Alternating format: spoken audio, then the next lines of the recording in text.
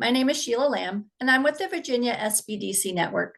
For those of you that are not familiar with our organization, the Virginia Small Business Development Center is a partnership program between the U.S. Small Business Administration, George Mason University, and local host institutions throughout Virginia. With 26 locations across the Commonwealth, we provide training and technical assistance to small businesses in their local communities. Our one-on-one advising services are available at no charge. Today's webinar, Intro to State Government Contracting with the SBSD, is presented by the Virginia SBDC Network in partnership with the Virginia Department of Small Business and Supplier Diversity. We are recording today's presentation, and it will be posted on our website, virginiasbdc.org. Due to the large number of participants, everyone's microphone is muted and the chat feature is turned off. But if you have questions during the presentation, you can type those into the Q&A box, and we will adjust them either during or at the end of the session. We have also enabled the live transcript function, which you can show or hide via your own meeting controls. And now it is my pleasure to introduce our presenter for today's session, Chris Lay. Ms. Lay has worked with small businesses since 2007 when she joined a small women-owned marketing company, Asian Marketing Services, as the Director of Business Development. She started the SWaM mentoring program and the Entrepreneur Roadmap program at Northern Virginia Community College. She was a marketing consultant at the Business Development Assistance Group, a nonprofit organization dedicated to helping minority business owners. In 2016, she joined the Virginia Department of Small Business and Supplier Diversity as a business services manager covering the Northern Virginia region. She continues to work with aspiring entrepreneurs and small business owners to get them ready and into the Commonwealth of Virginia's procurement system by providing training, workshops, and one-on-one counseling services. Please join me in welcoming Chris Lay. Thanks, Sheila. Thank you, Sheila, for hosting us today. Hello, everyone. Thank you so much for joining us on your lunch hour today, and I hope you're enjoying the beautiful, hot summer weather, because I totally am. I'm not a cold weather person. My name is Chris Lay, and I'm with the Virginia Department of Small Business and Supplier Diversity. My colleague, Angela Barber, is also on the call. Angie covers the Virginia Beach, Hampton Roads area. So if you're calling in from that area, then she is your business services manager from SBSD. So if you want to learn how to get into state government contracting here in Virginia, then you're in the right place. This webinar is going to give you the basic steps to get you started. So if you've not heard of our agency, we are your small business agency here in Virginia, and our mission is to provide education, assistance, and access to capital to small businesses. We are here to support you so you can become successful. We have 4 divisions. The Virginia Small Business Financing Authority is our financing arm. They have direct loans, credit enhancing programs, and bond and grant programs. Angela and I are with the Business Development Outreach Division. Our team works with businesses across the Commonwealth, offering one-on-one business counseling, various types of training, such as this one. We do events and workshops in collaboration with resource partners in each of our regions, including the SBDC. We are also the certifying agency for the SWaM and DBE certification. The SWaM certification is Virginia's Small Business Program. It's for small businesses, micro-sized business, women-owned or minority-owned businesses. And the DBE certification is a federal disadvantaged business enterprise certification. It's for those businesses interested in working on transportation projects that uses federal funds. And then the Sourcing and Compliance Division work with buyers and other agencies to make sure they are strategically sourcing small businesses on their state contracts. This division ensures that agencies across the Commonwealth comply with the 42% small business aspirational goal. So the first thing you have to do to get you started in state government contracting is to register your business in the EVA system. EVA stands for Electronic Virginia, and that's really Virginia's procurement system. It's a procurement portal, and everything you need to know about state government contracting can be found in the EVA website. It's a tool used by over 245 state agencies, which includes the colleges and universities, as well as some of the local governments. It's where you're going to find all the opportunities. You can do market research, and respond to opportunities and submit bids. And this is how we do government contracting. For procurement opportunities under $10,000, we only need one price quote, so it's not competitive. We call these micro purchases, and we prioritize these opportunities for a firm that is micro certified. Because micro purchases are non-competitive, you won't find them posted in EVA until it's been awarded. And this is why doing business development and building relationship with buyers is so crucial and important. These are opportunities you get when the buyers know you and they know your business. Next would be opportunities over $10,000, but under $100,000, we call those a small purchase. And the priority for those would be for firms that are certified as a small business. They are competitive, so they will be found in EVA. In Virginia, a large purchase is anything over $100,000. Most times those opportunities will either be an IFB, which is invitation for bid, or an RFP, which is request for proposal. These opportunities are typically sealed, competitive bidding. IFB opportunities are awarded based on price, and RFPs usually are awarded to the best overall proposal. So registering in EVA is quick and easy. You will need to have an EIN number for your business. You submit the Virginia Substitute W-9 form, which is different from the IRS W-9 form, and you have to know your commodity codes. I'm including these slides so you can have screenshots, so when you receive the slides, you're going to have it for reference. So to register on the EVA system, you go to the EVA homepage, which is eva.virginia.gov, and Virginia is spelled out. And then you click on Register Now on the left. Registering in EVA is free. However, keep in mind, EVA will charge you when you win a contract on anything that you bid on EVA. EVA will charge you 1% of the contract price. So keep this in mind when you're doing your bidding. Here's how the EVA system works. You register your business in the EVA system. You put in there your contact information, and then you add your commodity codes to your profile. And the system will then match you up with opportunities that are available in the system based on the commodity codes that is in your profile. EVA sends you an email telling you of the opportunity. Because your matched opportunities based on your commodity codes is the most important thing when creating your EVA profile, and you have to know your right commodity codes for the goods or the services that you provide. You can access it from the homepage, as you can see in the screenshot, under Resources, and then you click on NIGP Code Lookup. So for those of you who do federal government contracting, this is a completely different commodity code system. State and local government uses NIGP commodity codes. There are like probably 70,000 commodity codes out there, but you can look up your codes by typing in a keyword. However, I like to go to the category, open up the category to find the specific codes. If your business provides a service, then your commodity code should start with a 9. If the code starts with any other number from 0 to 8, regardless of how that code is listed, that is a code for a product, like a physical product. So remember, if you provide a service, all of your commodity codes should start with a 9. Because it is a 5-digit commodity code system, the first number from 0 to 8 are going to be for products. If it starts with 9, it's a service. The first 3 numbers together is a category of goods or services. And the last 2 numbers tells you the specific good or service within that category. If a code ends in the 00 at the end, that means it's a main category code. For example, if you do consulting and that's your business, 91800 is the category for every single type of consulting. So don't put in 91800 in your profile. Click Open the category and look through that list of different consulting services and just pick the ones that you actually do and add that to your profile.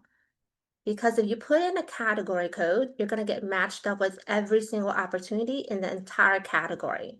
And because as you can see, consulting is kind of varied in general, and this is just a screenshot of all the A's. It goes all the way down to U, which is utilities consulting. And if you got IT, you're not doing utilities. You're definitely not doing air pollution consulting. So only put in the codes that you do. There's no limit to the number of codes that you can have in your profile. I've seen profiles with close to like 200 commodity codes. So put in just the specific commodity codes of what you provide in your profile. So all the information for procurement and government contracting in Virginia is in the EVA system.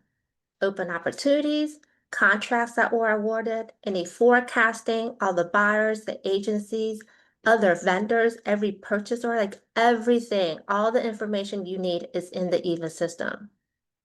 The EVA system is with the Department of General Services. They maintain it, they run it, and so they provide the training for it. Go to the homepage, click on EVA Vendor Outreach Events, sign up for the EVA training that is offered by DGS. It's extremely informative, and you're going to learn more about that system. And the facilitator of that training, she is an expert on EVA. So if you have any questions about EVA, ask her during the training. If you need technical assistance, go to EVA Customer Care. It used to be that you can call them up and ask them for help, but now they make you fill out a supplier assistant request form, which is kind of like opening up a ticket, and they do get back to you. It does take a little longer than before you can call them, but they do get back to you. And that's the procurement piece. That's to help businesses get into government contracting, a brand new business in government contracting. SBSD offers 2 certification programs, the SWaM and DBE certification. Right, first, let me say, certification is not required to do government contracting in Virginia. There are many, many businesses who are currently doing business with Virginia government who are not SWaM certified. However, small businesses who are new to government contracting, getting certified may give you some advantages to help you get started in government contracting. So the DBE certification is a federal certification from the U.S. Department of Transportation. It is a very specific certification.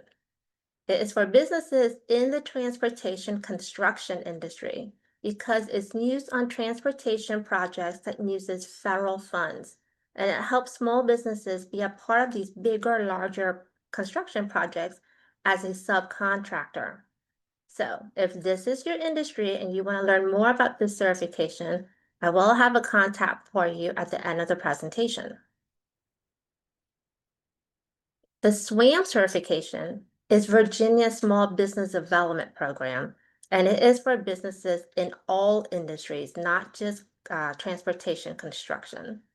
SWaM stands for a small business, a women-owned business, and a minority-owned business, and this also includes a micro-sized business.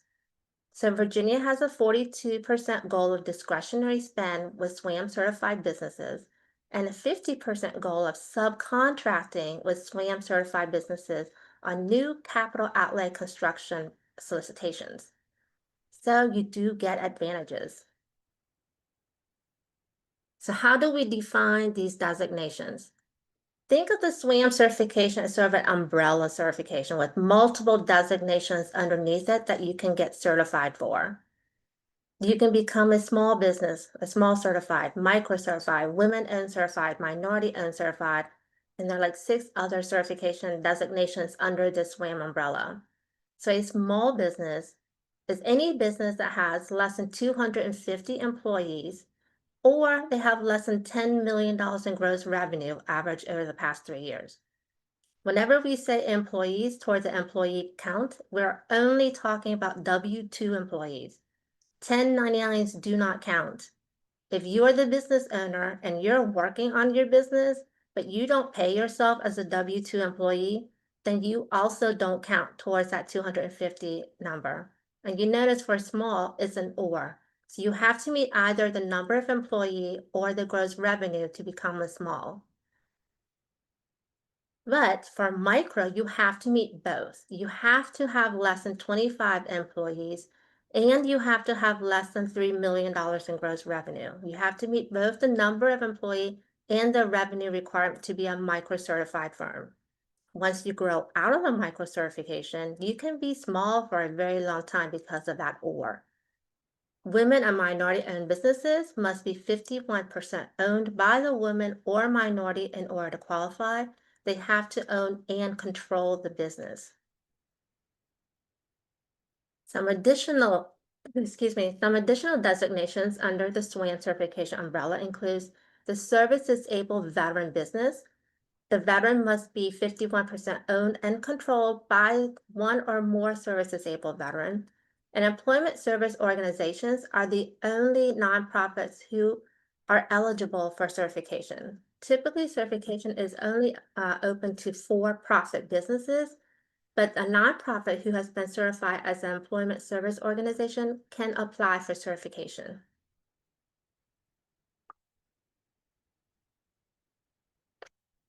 So there are some federal certifications, and we recognize these federal certifications. So if you are already certified as an 8A or a federal service disabled veteran or a women-owned small business WASB or an economically disadvantaged WASB by the U.S. Small Business Administration, then you can add those certifications to your SWaM profile. We do not do these certifications, so only check these boxes if you are already certified in these designations by the SBA. Now, SWaM certification is free, it's done online, and you upload your documents online. The typical processing time for an application would be 60 business days. So think at least 3 months out. It's going to take the full 3 months to process your application because we get over 400 applications a month and we have 4 certification officers. So even if they work day and night, they can't process it any faster than 60 business days. But once you're approved, your SWaM certification is going to be valid for 5 years.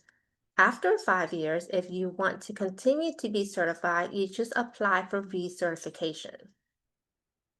So let's talk about some of the supporting documents that you have to submit because people think we ask for a lot of documents. Now remember, these are called supporting documents. So it's going to be different for every application, and it's only going to be based on your specific answers on your application. The ones you see on the screen, these 4 is going to be required of every application. Everyone will have to submit this one. Proof of ID is really just a copy of your driver's license. You have to prove to us that you are a U.S. citizen or at least permanent residency with a green card. If you don't even have a green card as a minimum, then you are not going to be eligible. You have to give us your resume because we want to see that you're working on your business and make sure your business is listed in your resume. And then documented proof of owner's contribution to the business. This is the one that most people kind of mess up because they don't understand what we're looking for. What we want you to prove here for number 4 is that this business belongs to you. You use your own personal money to create this business. It could be any proof of any receipt that you spent money on your business. And I'll tell you the best proof you have is if you created a limited liability company with the State Corporation Commission. You paid $100 to the State Corporation Commission. They gave you a receipt for that $100. If that receipt is in your name, that's your proof that documented owner's contribution to the business because you spent $100 of your own money to create this business. If you've been in business for more than 5 years and don't have receipts, you can always write us a letter explaining and itemizing what you spent. Sign that letter and upload that letter for that requirement instead. Copies of professional license and permits. This is going to be your business license from your local government. Some local government, some counties up here in Northern Virginia, if your business address is also your home address, you're also required to have a home-based business permit. So typically it's your business license and any home-based business permit requirement from your local county. In addition to that, if you're in a regulated industry such as construction, insurance agents, realtors, architects, professional engineers, those have to be licensed and certified by DPOR. So we want to see that requirement also because you're in a regulated industry. Now, 6 and 7, a lot of people will say, well, I just started my business. I don't have any revenue, I don't have any tax returns. Can I still apply? The answer is yes, you can. Because if you put in your application that you started your business this year, you don't have any revenue yet, or you started last year but you didn't have revenue, so you weren't required to file tax returns because you made no money, then the system's not even going to ask you for tax returns. Same thing with number 7. If you put in your application that you have no employees, then you weren't required to have tax withholdings taken out of paychecks. So it's not even going to ask you for the Form 941s. It's really based on how you answer your application questions. There are additional documents depending on how your company is legally set up. If you're a corporation, you have to submit all of these documents here. If you're a stock company, a stock corporation, then all of these apply to you. If you're non-stock, then all but the last 2 you have to submit. I'm going to assume that most businesses on this call are probably limited liability companies. So the Articles of Organization is the name of the form that you actually filed with the State Corporation Commission to create your LLC. So we want to see that copy of your actual filing. Once you filed, the State Corporation Commission gave you a certificate of organization. So we want to see that too. So State Corporation Commission does not require LLCs to submit an operating agreement, but we do. If you have more than one owner, 2 or more owners in an LLC, we want to see the operating agreement. If you're the only member or the only owner of this business and you don't have one, feel free to write us a letter, an explanation letter, that you're a single member LLC and you don't have an operating agreement. Sign that letter and you upload that letter for this requirement instead. For sole proprietors, franchises, and partnerships, we want to see the following. Hopefully no one here on this call is doing business as a sole proprietor, because then you're leaving your business open for liability. Please, please, please create an LLC and operate as an LLC instead. All right, so the next couple of slides are screenshots to help you with the certification process, and you can use it for reference. You can access the certification portal at the link on the top of the slide, or you can go to the SBSD homepage, click on Certification Application Portal under Quick Links. Once you click on that, you will get this screen. You will notice there's a login and a register option. Excuse me. If this is your very first time into our certification portal, then what you want to do is make up a username and make up a password, and you're going to register that username and password in our system first. So when you get to the screen, write in the new username, write in the password, and click on register.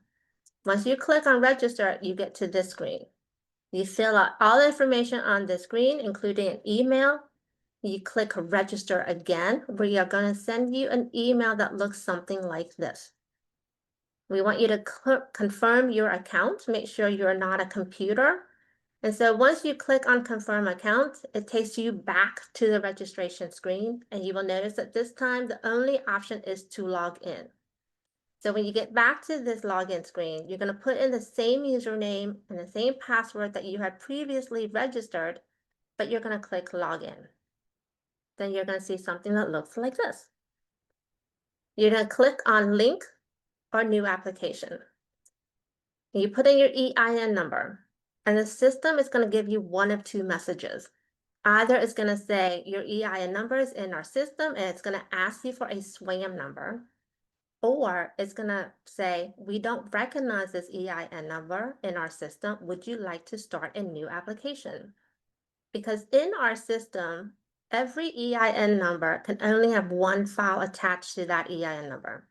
So even if you tried to apply for SWaM certification 10 years ago, and your EIN is in our system, it wants you to go back to that file that was created and use that file, update the information, because you cannot start a new file. There's only one file per EIN number. If you ever get to the screen and you don't know what your SWaM number was because you did start an application 10 years ago, you can email myself or email Angie, and we will look you up and tell you your SWaM number for you so you can access that previous file. Once you click on that, this is the actual beginning of the application. You select all the designations that you want to apply for and that you're eligible for. And I recommend doing them all at the same time, because you can apply for multiple designations at the same time with one application. Once you do that, you just scroll down, answer all the questions in here, and you're going to click Next. The next screen, you're going to get the list of supporting documents. And this again is based on how you answered your application. You will notice for every requirement, there's only one field to upload documents. So for example, the proof of ID, that was a picture of your driver's license.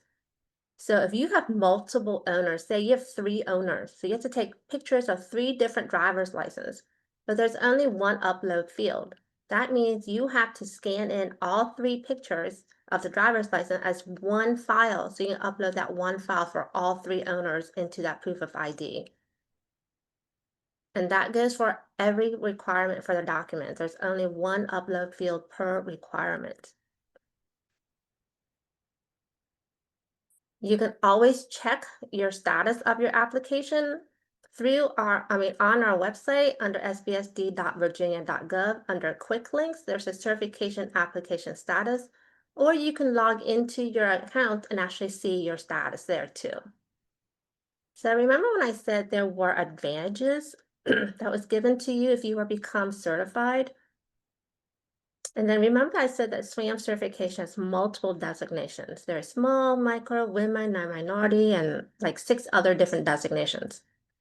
Well, the only 2 that really gives you an advantage in procurement is the small certification and the micro certification. And that's because Virginia is race and gender neutral when it comes to procurement.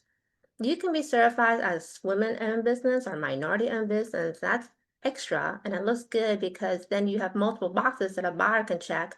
But the only preferences given to you in procurement really is based on micro or small. For the micro purchases, remember those were the opportunities that was $10,000 or less that were not competitive. That priority is given to a micro certified firm.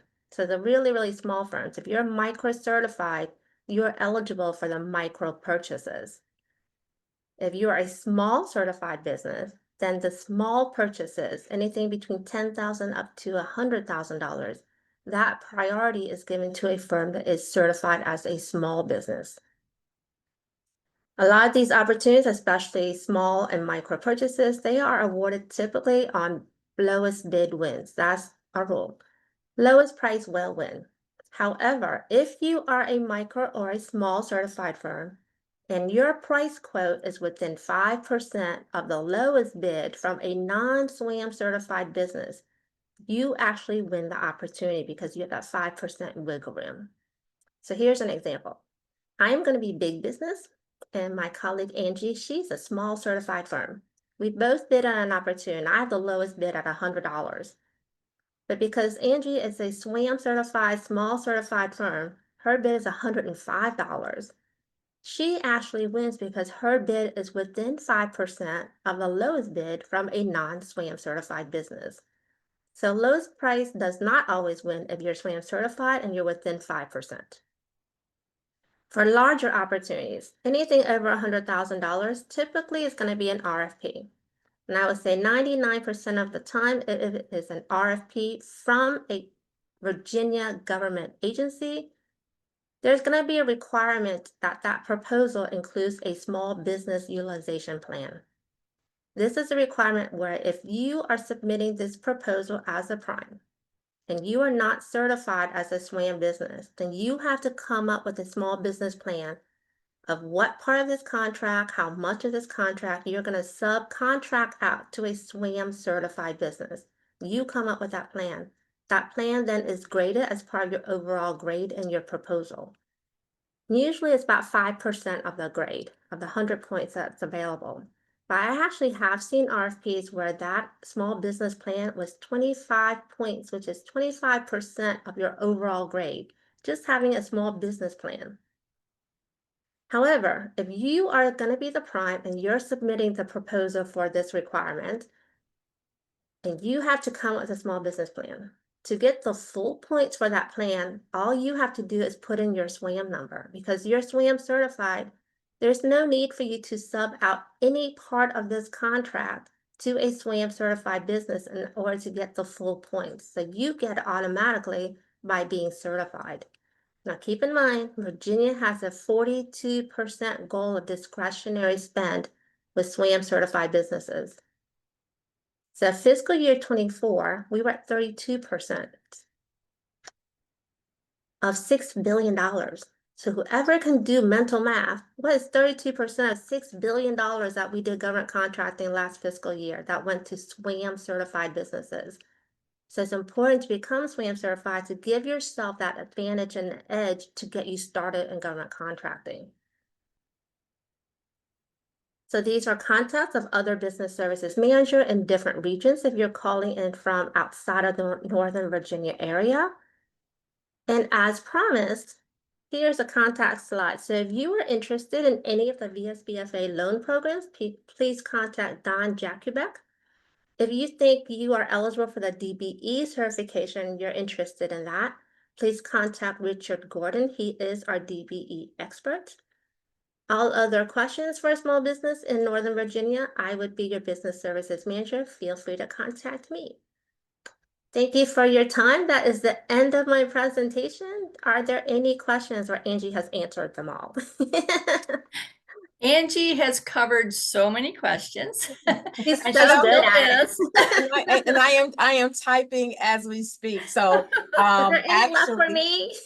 well, actually, there's a couple. So the last question that popped up is our business is micro and small business certified. Where can I find our certification numbers? I'm logged into EVA. So a couple of things. You can actually log back into your SWaM application. And when you do that, your certification number will be visible. When you become SWaM certified and you have an EVA profile, if your EIN number is correct, usually your SWaM information only with your SWaM certification number dumps into your EVA profile. Or simply email Chris or myself and we can look it up for you if you have that. You also have the ability to be able to download your logo for the SWaM as well as your certificate from within your SWaM certification account. Okay, so you also have the ability to do that. So I won't answer that one since it's been answered out loud. I wanted to go back because I accidentally hit answer the question live instead of typed it in. The question was, if small purchase RFPs are not listed in EVA, where will we find them and how do we send our bids? So typically small purchases usually are not going to be in RFP. Small purchases are usually 10,000 and under. So now those are micro, small is 10 to 100, and they Yeah. are actually in EVA. Okay, so in EVA. I think this Okay, person so may small be purchase. referencing micro purchases. Also for the micro purchases. Okay. Virginia, can you clarify? Do you mean small or micro? Because small purchases are listed in EVA and they are competitive. Right.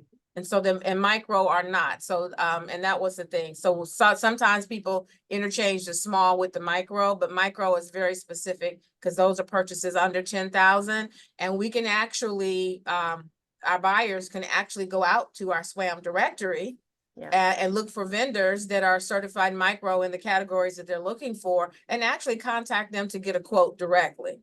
Yeah, so for micro purchases, you don't bid, you don't send a bid out. Right. That's only when you are contacted by the buyers.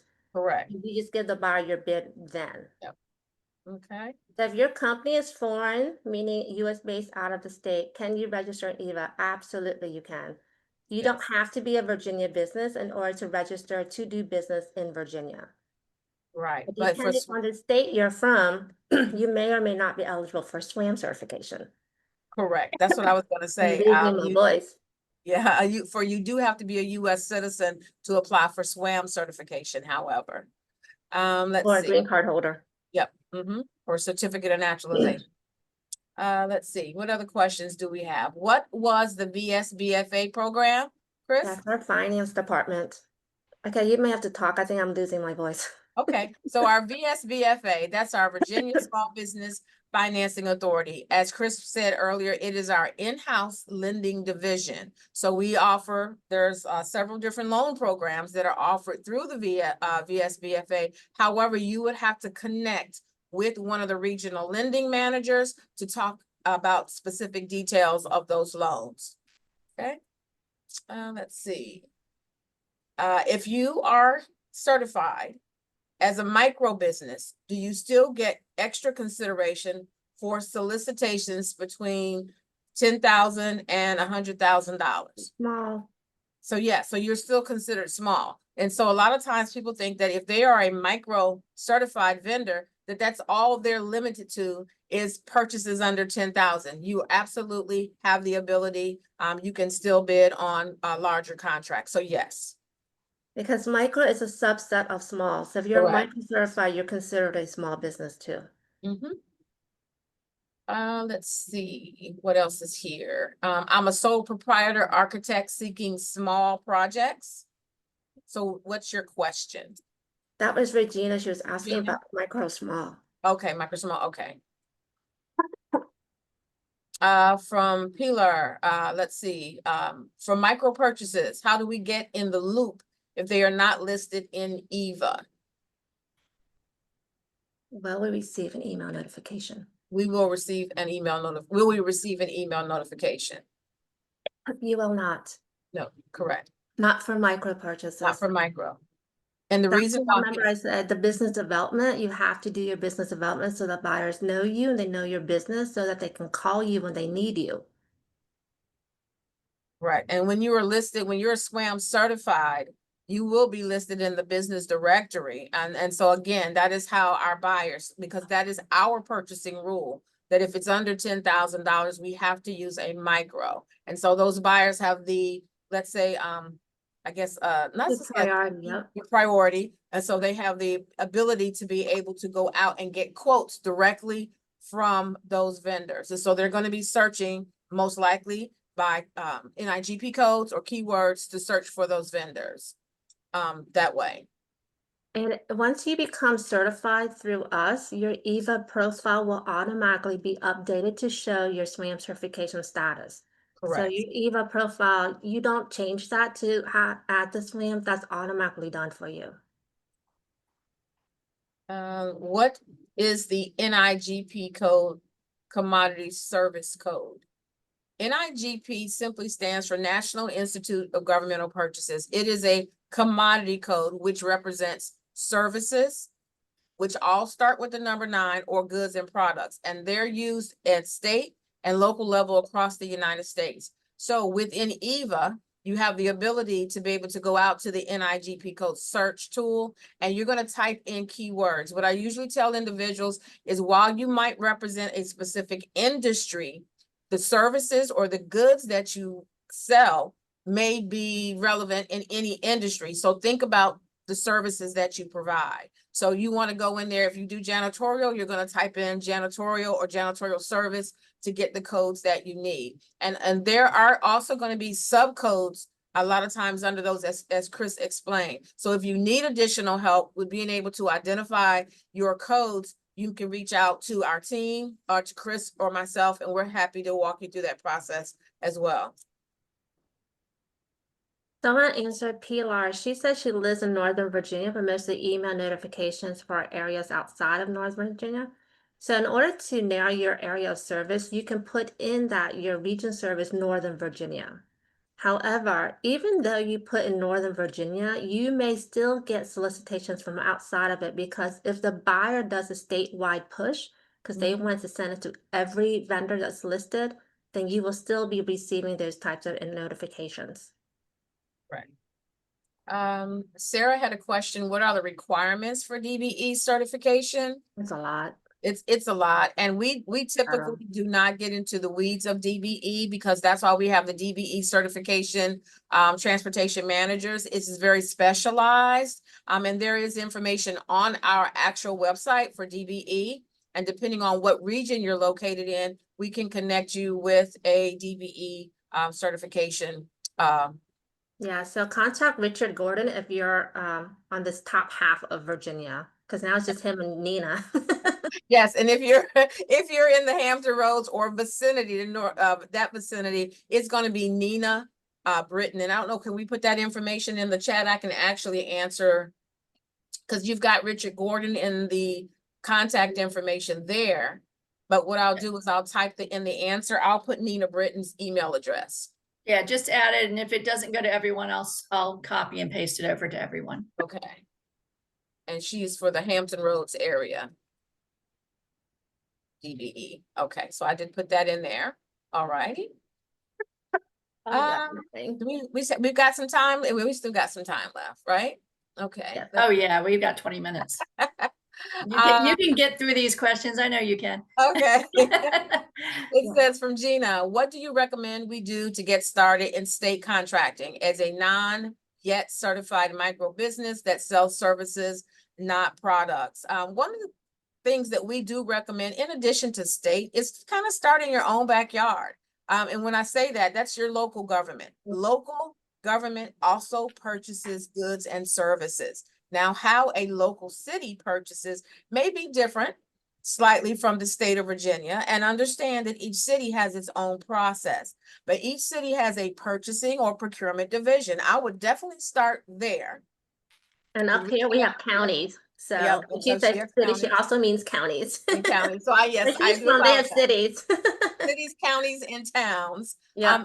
have their own purchasing or procurement division. So, and you can usually Google it, you know, City of Chesapeake procurement, you know, City of Arlington procurement. And what I would do is definitely reach out to them directly, introduce yourself, tell them the goods and services that you sell, and ask, you know, does the City of Arlington purchase these goods or services? And if they do, then you would ask them, well, how do I do business? How do I sell to you? That's a great way to get started. And some of the cities actually utilize EVA. So they are also, some of them are posting their solicitations on our website, and then also attending any of our SWaM workshops that we do, or any information. The EVA workshops are going to be key and essential to also learning how to bid and navigate the EVA platform as well. And I think I put that link in somebody else's question for the EVA workshops earlier. And remember, the local governments have different rules, different processes, and different dollar limits for like what's a small purchase versus a large purchase. So all of them kind of do things differently. I'm sorry, Sheila. No, Angela, I don't see the contact info for Nina. Okay, you want me to drop it in the chat? Because I put You it can in drop it in the chat. If it just goes to me, I'll share it with everyone. Okay, Thanks. gotcha. So there's a question. Can you repeat what the first three numbers in the commodity code refers to? So the first three numbers refers to the category. It's like 918 is a category of consulting, and 91800 is a category code. But say you do IT consulting, yours would be 91871. First number tells you whether it's a product or service. If it's 0 to 8 as the first number, then it's a product. If it starts with 9, it's a service. Great, thank you. Let's see. Already answered that one live. Okay, gotcha. Business, this one is from an anonymous attendee. It says business is completely new to Virginia contracting, just received SWaM certification. Any other ways you recommend finding large opportunities if any aren't found in EVA? In the tech. Yeah. All opportunities from Virginia government, including colleges and units, will all be in EVA. Mm-hmm. So if you're not getting anything sent to you, then maybe you don't have the correct codes. So reach out to your business services manager if that covers your region, and sit with them and make sure that you're not missing any codes. Thank you, Chris. Answer that live. Let's see, from Rich, can a small SWaM business, certified business, participate in under 10,000 no bid purchases, or do you have to be a micro business? You can. So the priority is given to a micro certified firm. But normally if a buyer can't find a micro firm, they will go to a small certified firm. But the priority is for micro and then small, but they really want to give it to a firm that is certified. And sometimes we don't have responsive bidders. And if we don't have responsive bidders, then they can open that up to the next level, which is small. So yes, you can still have an opportunity. Okay. From Lisa McGregor, if applying for a solicitation and SWaM certified, do you have to list any subcontractors in the response to the solicitation or RFP? If yes, can some of those subcontractors be located outside of the US? So I would say for that, it depends on the project. And so a lot of times when we have larger primes or larger companies that are bidding, particularly construction, they will request you to submit something called a SWaM plan, which is a list of SWaM vendors that are that you intend to use on that project. So that has to be submitted along with the RFP. Now, as far as whether they're located, SWaM, you have to be SWaM certified. In order to be SWaM certified, you have to be a US citizen. So that means the applicants have to be in the United States. So if your subs, if you're going to be using subs, they would have to be SWaM. Chris, anything you want to add to that? No, you said it all. Okay. You covered it, girl. And Sarah said they're in Richmond. I think, was that a follow-up to her previous question? Okay. From Krista, is it possible to be contractors, I guess, for services despite being a nonprofit? Well, actually, we don't certify nonprofits. Except your ESO. I'm sorry, Chris. Unless you're an ESO, that's the only nonprofit, but you have to be Correct. certified as an ESO. An ESO is an employment service organization like the Goodwill, the Salvation Army, Portco Services, and they employ individuals with disabilities. But even before they can get a designation of an ESO, they also have to have a national accreditation. So if you are a nonprofit, you would not be eligible.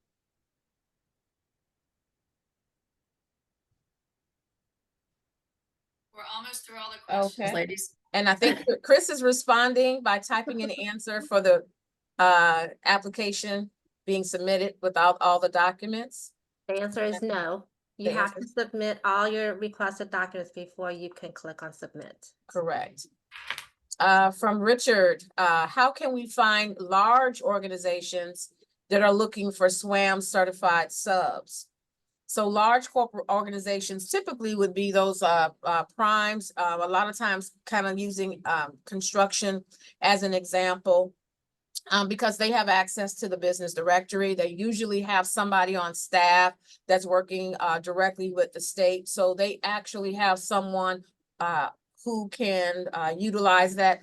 Sometimes they have pre-bid conferences. So when you're looking at those solicitations, look to see if there's a pre-bid conference, whether it's mandatory or not. We really do encourage our SWAMs to attend, because at those pre-bids is where you're going to find the primes. And there's where they're going to be looking for subs as well. And we also work with them to post any networking events when we're doing outreach for those subs. Okay. Are there any benefits to SWaM certified businesses for large opportunities? Chris, you want to answer that? I'm sorry, which one are we at? Are there any benefits to a SWaM certified business for large opportunities?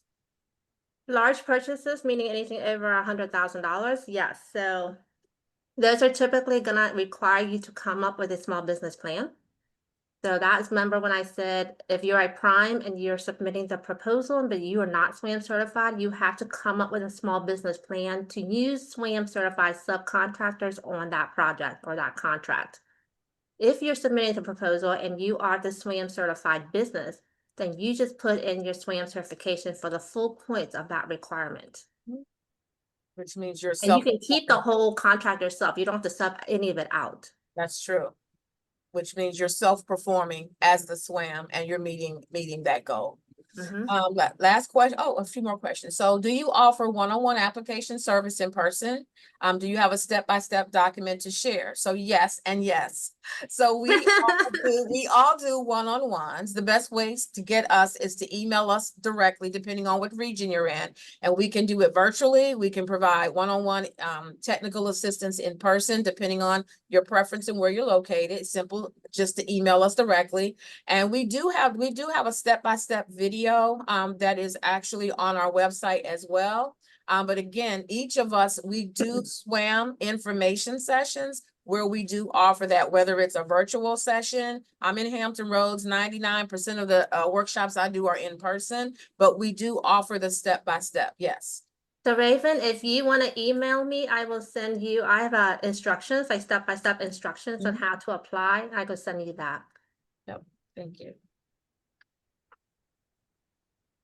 Sarah, could you repeat what you just said about sub opportunities, Chris? That would be you. I don't know what I said. What did I say? Going back to the The sub, subcontracting plan, is that what you mean? because we had a couple. About like the requirements for subcontracting, if you're a SWaM certified business or not? Yeah, I'm trying to find that last question. Maybe it was how can we find large organizations that are looking for SWaM certified subs when you were answering that? Oh, Andrew said that. So that would be in the EVA system. You can look up contracts that have been awarded, find out who it was awarded to, whether that prime is a certified business or not, and you can contact the primes. If it was a contract, I'm gonna guess that 99% of the time it was originally an RFP that became a contract that was awarded. And so there's probably a subcontracting goal attached to that contract. If there's a subcontracting goal to subcontract with SWaM certified businesses, you want to reach out to that prime and see if that prime is meeting their subcontracting goals. Right. If And not, you can introduce your business as an alternative, because maybe the SWaM businesses that they had put in the proposal to be subcontractors, maybe they didn't work out. Or for whatever reason, give them your SWaM certified business as an option for them to use you on their contracts. Another option too, if you are in the EVA for an active RFP or IFB, there is a tab called B2B, which is business or B2B. And if you click on the B2B tab, you can actually put a message in there that says, I'm looking to sub on this project. I'm looking to partner or team with another SWaM on this project, or I'm looking for subs. So that is, and that message will always be attached to that solicitation. So sometimes our primes, when they're looking to bid on those solicitations, they will see those messages and they usually make contact to those individuals that have left a message under the B2B tab, under that particular solicitation. Okay.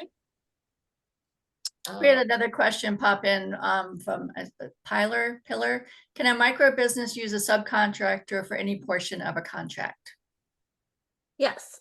So there have been cases where a SWaM certified business is a prime on the contract and they subcontracted the contract out to a large company. So because you're a SWaM certified or a micro business, you can win a contract and you can sub out the entire contract if you wanted to. Let's see. I do see another question here from TD Macon. Are there training resources to assist new businesses with partnering with subcontractors? I'm a sole proprietor trying to understand that process. So each of us work closely with our one or two. We could be a prime.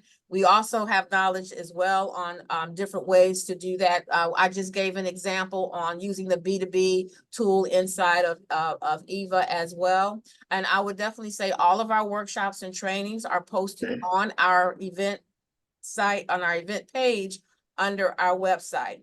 If you're looking for a direct resource, depending on what city you're located in, reach out to your business service manager, because we also have resources that we can connect you to as well. I actually like to ask TD Macon, what do you mean by assisting small business with partnering? Like, we don't do the matchmaking. If that's what you're looking for, we don't do that. Yeah. I would go to Apex Accelerate if that's what you're looking for, because they do matchmaking.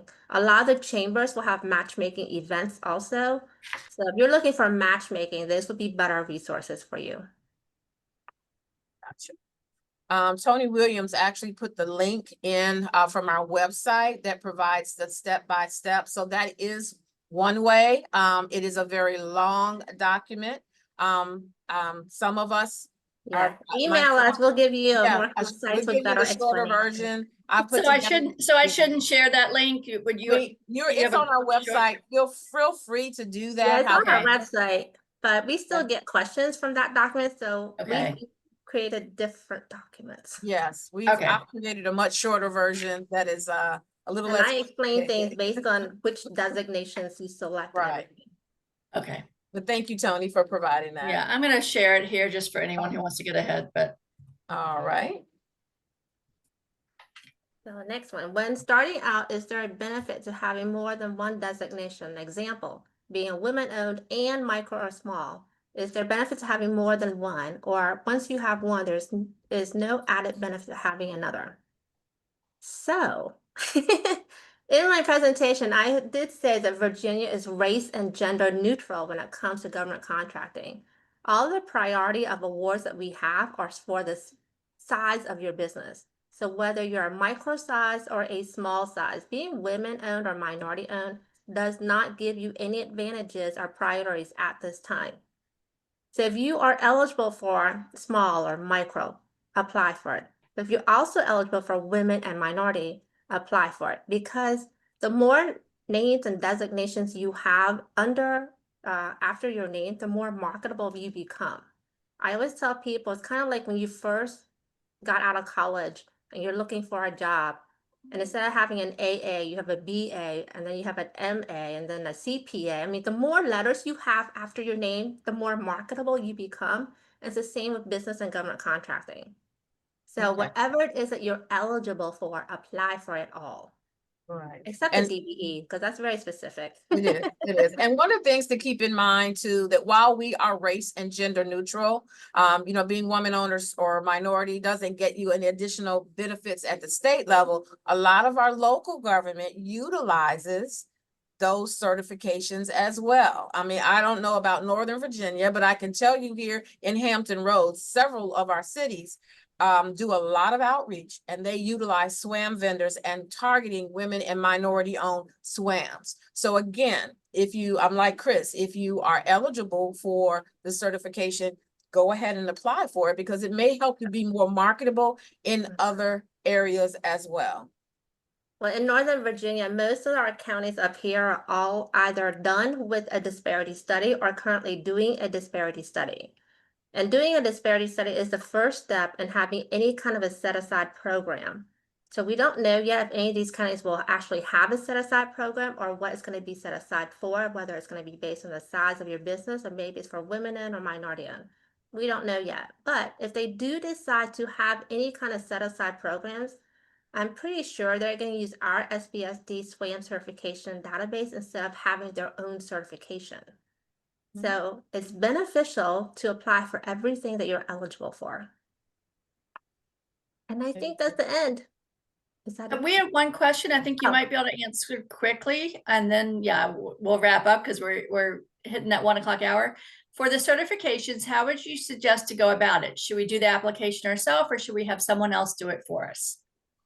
Well, Do it yourself and we can help you. Don't pay anyone to do it. please do not. Yeah, just don't pay people to do it for you. Yes. You've got free assistance here with me and Angie and our counterparts in other parts of the state. Yeah. I figured that was an important question. Yeah. Not only do we process, our agency processes the certification, but our team, we are trained to be able to walk you through that entire process if you need assistance or have questions. But you're perfectly fine if you'd like to do that, get started on your own. But we're here. It's really not that hard. You Yeah. can do the application in like 10 minutes. I mean, it's pretty easy. So Ladies, actually, thank one you. more question. Oh, did we have another one pop in? Yeah, are there any other states having a SWaM cert provides value for? So not in any other state. Some states will have their own certification programs, some will not, but none of the other states give any preferences to a firm that is certified by Virginia. Okay. Ladies, if you have some final words of wisdom, go ahead and jump them out there. We're at 1 o'clock and then I'll wrap us up. Yeah, if you're in Loudoun, contact me. I will still be able to help you. And you're welcome, everyone. That's saying thank you for the Thank you presentation. for your time and thanks for joining us during your lunch break. Exactly. Thank you. Angela, Chris, thank you very much for as informative presentation as always. I want to thank everyone who joined us today and remind you will receive an email with a link to this recording and to the slides. And it will actually have some other information in that email with some contacts for you. Okay. If you would like, I think Angie or Angela, Chris, one of you had given me information before. It has a lot of the links that we talked about too to make it easy to access. So Okay. if you would like to sign up for upcoming webinars or access recorded webinars, please visit virginiasbdc.org/training. This webinar and other SBD resources are designed to be used in collaboration with your local SBDC advisors. If you can sign up for a free and confidential session by emailing help@virginiasbdc.org or via our website. And I'll just say one more plug for those who are still here. When you hop off, you're going to see a survey pop up. Please take a few moments to fill that out. It's very quick and it helps us moving forward to provide you with the webinars that will help you in your business. So thank you again, everyone. We'll see you at our next session. Take care. Awesome. Thank you. Take care, Bye, everyone. everyone.